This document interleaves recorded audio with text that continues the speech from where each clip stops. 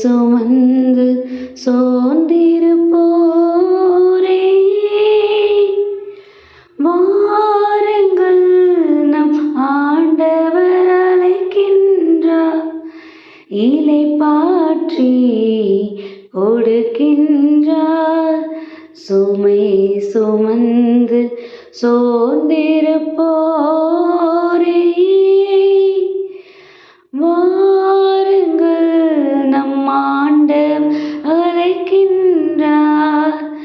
இளைப்பாற்றி கொடுக்கின்றார். இரு கரம் விரித்தவராய், இதயத்தை திறந்தவராய், இரு கரம் விரித்தவராய், இதயத்தை திறந்தவராய், இறைவன் இருக்கின்றார். இனியும் தாமதமே, சுமை சுமந்து சோர்ந்திருப்போரே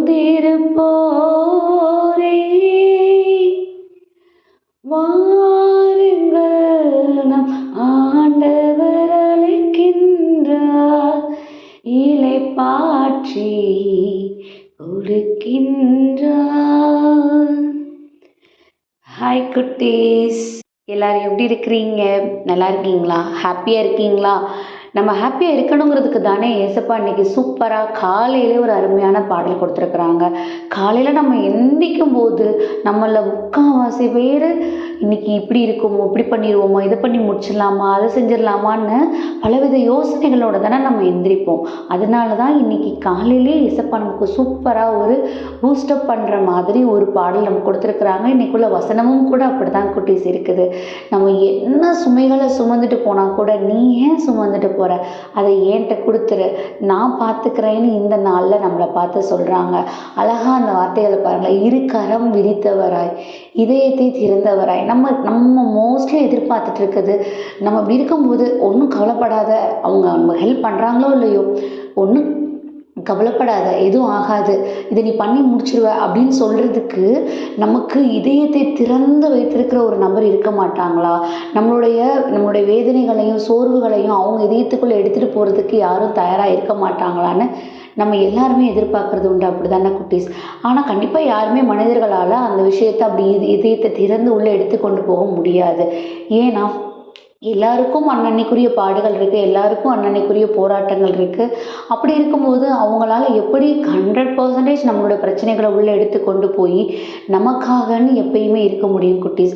அதுக்கு தான் உண்மையை புரிஞ்சுக்கோ, எது ட்ரூத்தான விஷயங்கிறது புரிஞ்சுக்கோன்னு இன்றைக்கி நம்மளை பார்த்து ஏசப்பா சொல்கிறாங்க. எல்லாருக்குமே நான் இருக்கிறேன், தனித்தனி விதத்தில் ஒவ்வொருத்தவங்களுக்குரிய ஆன்ம நேசராக நான் இருக்கிறேன். என்னோட இருதயம் எப்பயும் உன்னோட வார்த்தைகளுக்காகவும் நீ கொடுக்குற அந்த சுமைகளை ஏற்றுக்கொண்டு உனக்கு பதில் கொடுக்கறதுக்காகவும் நான் ரெடியாக இருக்கிறேன். ஆனால் நீ ஏன் என்னை கண்டுக்க மாட்டேங்கன்னு ஏசப்பா நம்மளை பார்த்து சொல்கிறாங்க குட்டீஸ். நம்ம ஒன்றும் புரியாத சின்ன பிள்ளைங்க நம்ம கிடையாது, அப்படி தானே? நமக்கு எல்லா விஷயமும் புரியும், எல்லா காரியங்களும் நமக்கு எப்படி முடிவெடுக்கணுங்கிறத ஏசப்பா நம்ம கூடவே இருந்து நமக்கு கற்றுக் கொடுக்கறதுக்கான ஞானத்தை கொடுத்துருக்காங்க. இப்போது ரொம்ப குளிருதுன்னு வச்சுக்கோங்களேன், நீங்கள் என்ன பண்ணுவீங்க? ரொம்ப ஹாயாக இருப்பீங்களா? ரொம்ப குளிருதும் போது ஆட்டோமேட்டிக்காக நீங்கள் என்ன பண்ணுவீங்க? ஒரு ஸ்வெட்டர் எடுத்து போடுவீங்க, ஒரு சாக்ஸ் எடுத்து போடுவீங்க. உங்களை அந்த குளிர்லேருந்து எப்படி நீங்கள் உங்களை கம்ஃபர்டபுளாக வச்சுக்கணுமோ அதுக்கான விஷயங்களை பண்ணுவீங்க தானே? இது யாரும் உங்களுக்கு சொல்லியா பண்ணுறீங்க? இல்லை, நமக்கு எது கம்ஃபர்டபுளாக இருக்கணுமோ, நமக்கு எது சரியாக இருக்குமோ நம்ம அதை என்ன பண்ணிக்கிறோம், நம்ம எடுத்து நம்ம வச்சுக்கிறோம். அப்படி தானே குட்டீஸ்? ரொம்ப ஹாட்டாக இருக்குது, ரொம்ப நமக்கு கஷ்டமாக இருக்குது, அந்த வெக்கையை தாங்கவே முடியல அப்படிங்கிறப்ப என்ன பண்ணுவோம்? நம்ம ஒரு வேளை அடுத்த கட்டத்துக்கு போகணும்னா உடனே ஏசி வாங்குவோமா, ஏர் கூலர் வாங்குவோமா, இல்லை இது பண்ணுவோமா, அதை பண்ணுவோமா, இல்லை தூங்குறதுக்கு முன்னாடி அந்த இடத்துல நல்லா நம்ம வாட்டரை வச்சு நல்லா க்ளீன் பண்ணிவிட்டு நல்லா ஜில்லுன்னு ஏற்படுத்திட்டு தூங்குவோமா? இந்த மாதிரி நிறைய விஷயங்கள் நம்ம யோசிக்கிறது உண்டு. அப்படி தானே குட்டீஸ்? இது எல்லாமே யாருமே நமக்கு சொல்லி கொடுத்து நம்ம பண்ணுறது கிடையாது. நமக்கே தெரியும் நம்ம இதெல்லாம் இப்படி பண்ணணும், நம்மளை இதுலேருந்து கம்ஃபர்ட்டாக வச்சுக்கிடணும்னு. இப்படி இருக்கும்போது ஏன் நமக்கு ஒரு சுமையும் சோர்வோ போராட்டமோ வரும்போது நமக்கான கம்ஃபர்டான பிளேஸ் ஏசப்பாதான்னு தெரிஞ்சும் அவர் நோக்கி ஓடாமல் ஏன் இந்த உலகப்புறமான மனிதர்களை நோக்கி ஓடுறோம்? அதுக்காக மனிதர்கள்ட்ட நம்ம ஷேர் பண்ணக்கூடாதா, பேசக்கூடாதா? அப்படி சொல்லவே இல்லை. எல்லாருக்குமான பிரச்சனைகளில் நம்ம பிரச்சனைகளை அவங்க உள்ளே கொண்டு போக முடியாது. அதனால நம்ம என்ன பண்ணுவோம், இன்னும் அதிகமாக நம்ம சோர்வாயிடுவோம். அப்படி தானே குட்டீஸ்? அதனால தான் ஏசப்பா சொல்கிறாங்க, உனக்கான கம்ஃபர்ட் பிளேஸ் உனக்கு நான் தர்றேன், நீ என்ன தேடி வரமாட்டியான்னு நம்மளை பார்த்து கேட்குறாங்க.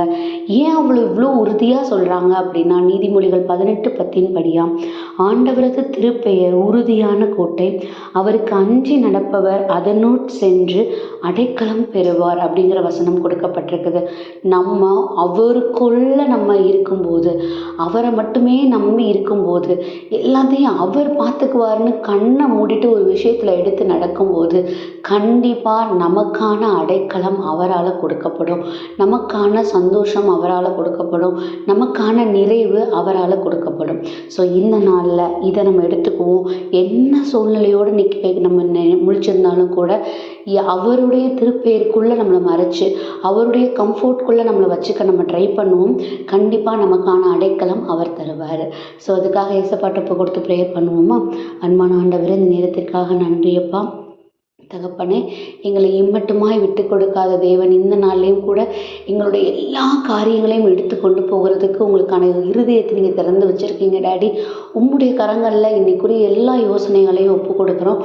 உம்முடைய சித்தத்தின்படியாக எங்களை நடத்துங்க. ஆமென்.